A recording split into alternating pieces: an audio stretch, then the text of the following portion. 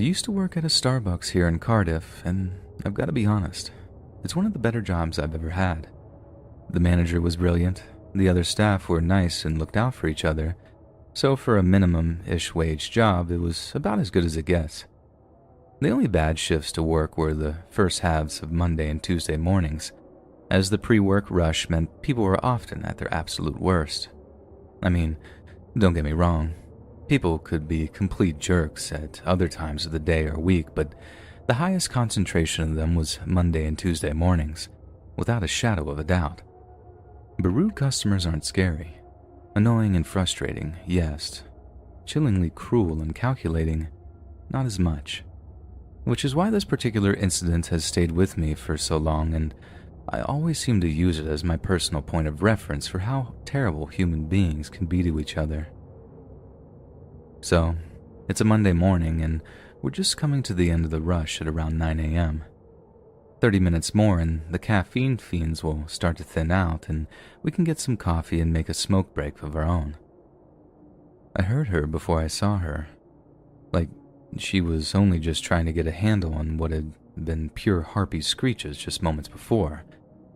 Some woman was on her phone, ranting away and not looking where she was going as she tries to find the back of the queue.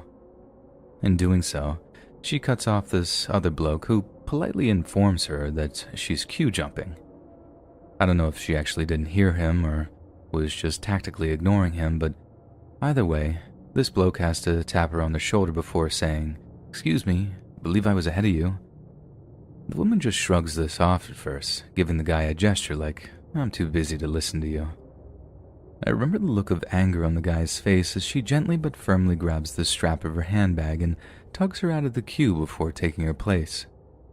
I'm a bit torn about the whole thing. Like, yeah, it was righteous, but laying hands on someone, I feel like there could have been a better way to resolve the issue. But it wasn't like the guy had picked her up and thrown her, and due to the size difference, that was definitely a possibility. Anyway, she reacts like this had been the case, like him actually standing up to her was some horrific incident of assault, and starts demanding someone call the police, even though she herself was on the phone and simply refused to hang up. A couple of staff members and customers managed to calm the situation down, and we get the guy his coffee before one of my colleagues serves the angry woman. I didn't serve her, but when she got her order, she turns to be like, excuse me, this coffee isn't as hot as I asked for." No, I know better than to just argue with customers and especially absolute whoppers like her, so I do as I'm asked and heat the coffee up a little bit more for her. I hand it back. She dips a finger in it and once again tells me, "This coffee isn't hot enough." Now bearing in mind, she just watched me run some steam through it, but again, I do as I'm asked and give her back some literally steaming hot coffee that she proceeds to absolutely overload with sugar. No wonder she was in such a stinking mood. Her entire life was probably one big sugar crash, hence why she was such an unbearable person to be around. But little did I realize, that coffee wasn't for her, and on her way out of the store, she took the lid off of her scalding hot syrupy coffee and threw it in the guy's face as he sat reading his newspaper. God, the sound of that guy screaming was absolutely horrific. Like I didn't actually see the woman throw her coffee in the guy's face, so I thought someone had broken a leg or something. That's the only time I've heard someone scream in pain like that. When my old skating buddy absolutely shattered his leg on this visit to a Bristol skate park one year. But what followed in the coffee shop was pure chaos. People were pouring bottles of water onto this guy's face, ambulance staff and police turning up. I think the woman legged it as soon as she threw the coffee because, to my knowledge, no one was arrested, but the guy who had the coffee thrown on him suffered life-changing injuries. From what another colleague told me, the gross amount of sugar in the coffee meant that some of it actually stuck to his face like a kind of molten hot glue. He'd been left with terrible scarring for the rest of his life, and all because he stood up to some absolute monster in the queue that morning. That's what I find really scary, that some people out there are so unhinged that a seemingly normal interaction with them could end up with you suffering injuries you'll carry with you for the rest of your life. Just one moment of misjudgment, one little enough is enough moment, And boom, you're going to look at a very different version of yourself in the mirror for the rest of your natural life. I work at Starbucks. I've worked there for a very long time. I'm a shift supervisor, and this means I get to touch a lot of money. I work every weekday morning, and the highlight of my morning is putting together the daily deposit and going to the bank, because then I get about 45 minutes before my lunch where I don't need to stand in my store.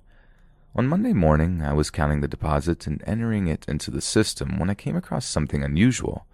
First, let me explain this to you. My store balances the registers to $200. Every time a barista is finished with their till, a supervisor counts it and inserts everything over $200 into a numbered plastic drop bag, which is recorded into a log and dropped into the safe. The closing supervisor didn't enter a barista's cash register into our cash management log. That was boring. I'm sorry. My job is boring. So what happened? My computer program tells me that I should have 6 drop bags in front of me, but there are only 5. The logbook only has 5. $300 has evaporated. Tuesday wasn't any better. Following the mass panic between me, my boss, and the shift team, everybody was on high alert. 6 years of doing the exact same thing every morning, and I have never seen a loss like this. You can imagine my dismay then when the exact same thing happened during the Tuesday deposit. Another missing drop bag, this time recorded in the logbook, but nobody working the previous night actually remembered putting it in the safe. Days pass. The next Tuesday, my coworker Leanne is on her period. I'm telling you this because she kept her pads in a giant wallet and took the wallet out of her locker upstairs and left it on the back desk while she rushed to the washroom. Also on the desk was our store's laptop and Leanne's phone. Our milk order arrived in the midst of a rush, and Leanne wandered into the back store to go look at her phone. But her phone wasn't there, nor her wallet. She searched for it everywhere but couldn't find it. Our coworker Alicia began to help her search, reassuring her that it was probably just a dumb prank by the guys working.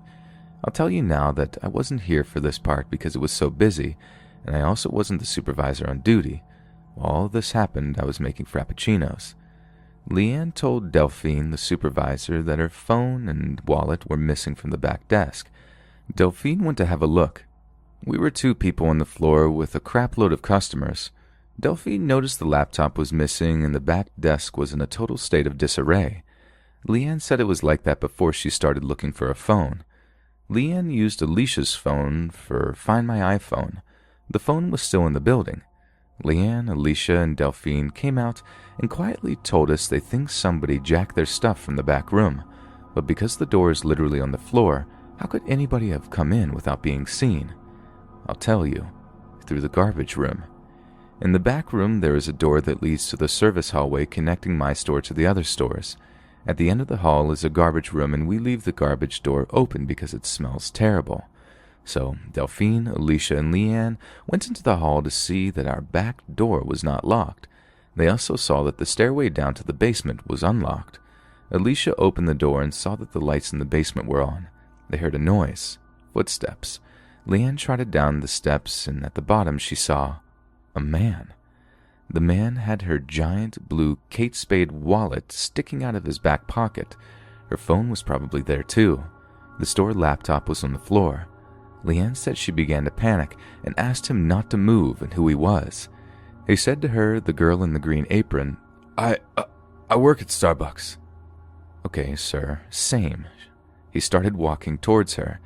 She told him not to move and started to cry. He pushed her, and apparently quite hard, and zoomed up the stairs straight past Delph and Alicia into the garbage room. Leanne ran very quickly behind him and grabbed his shirt, managed to get both her phone and wallet when they fell out of his pants. Unsurprisingly, the man got away. For somebody to know this building this well was pretty unusual. Our own manager didn't even know we had a basement. It's going to be a few weeks before we find out what the cameras recorded on the days the money went missing, and when this dude poked through our back store, but we all agree that his familiarity with the service hall and garbage room and basement setup was suspicious.